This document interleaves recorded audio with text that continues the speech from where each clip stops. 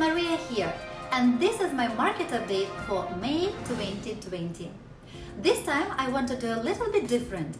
I will take you through January to the end of May, and also because COVID-19 came in around middle of March, I want to compare the number of sales of each month last year to the number of sales of each month this year.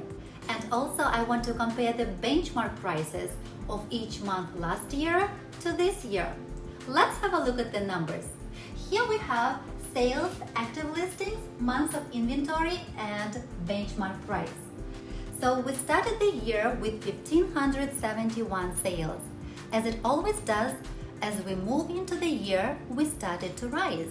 Went to 2150 in February, and look at this, March went to 2524. Imagine how big this number would be if COVID-19 didn't come around. Then in April we went to 1109 and May 1485. April and May were full months of COVID-19, and in May we are up by 33% compared over April because lots of things are started to open up in May and the sales went up. If we take active listings and divide the sales into, we get our month of inventory.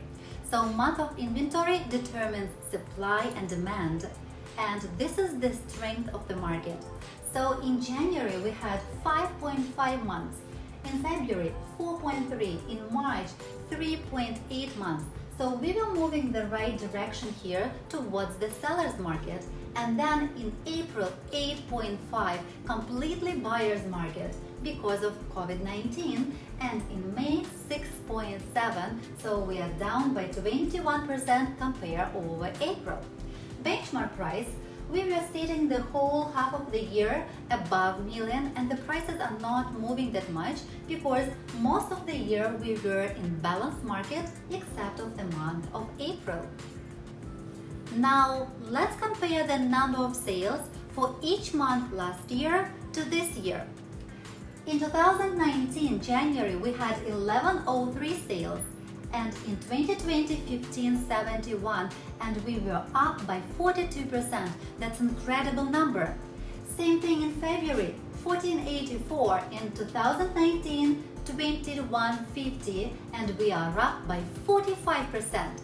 In March we were up by 46%, and can you imagine if COVID wouldn't be for the last 2 weeks of March in 2020, the number would be much higher. And of course, April and May we are significantly down, 39% and 43%. That's how COVID-19 affected the market this year. As you can see, the prices are not changing that much, but we are a little bit higher on the prices this year compared to 2019, but it is not significant change. There are the most important things we need to look at. The number of sales, so how big the sales pie is, and the month of inventory, because they determines the prices. Here is the graphs of different years: 2017 green line, 2018 blue line, red line 2019, and 2020 is yellow graph. They shows us the months of inventory. So remember, 4 to 6 balanced market, below 4 sellers, and above 6 months buyer's market. So let's look in 2019. We started the year with 10 months of inventory, very strong buyer's market, and then we were trending down and went to the balanced market in the middle of 2019. But look, we finished the year with 4.3 months of inventory, which is very good balanced market heading towards seller's market. Let's have a look in 2020. We started with almost 6 months of inventory, which is good but balanced market.